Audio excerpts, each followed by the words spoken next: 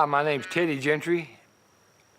I'm here on my great-grandfather's old cotton farm, which we recently got certified organic. This is the home of the South Pole breed, and this is kind of the story of the South Pole breed.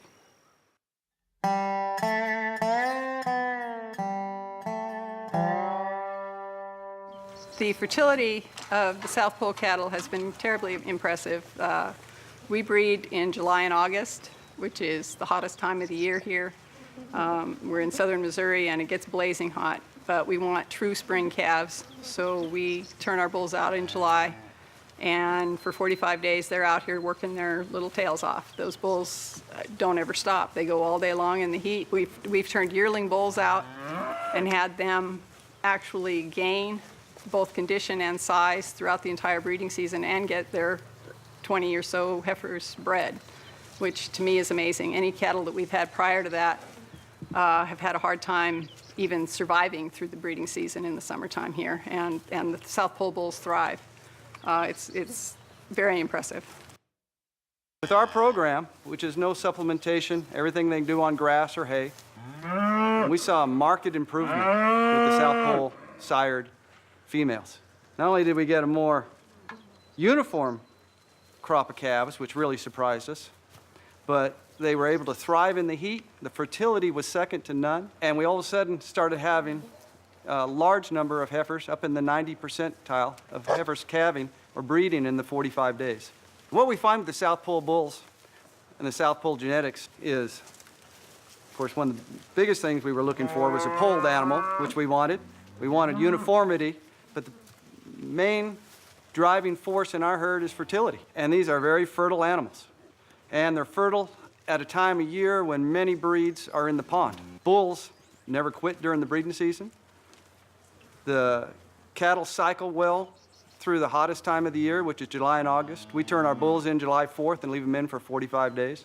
So we had the nature, gentle nature, the polled animal, the fertility, but we're also getting a confirmation and an easy fleshing and easy keeping type of animal.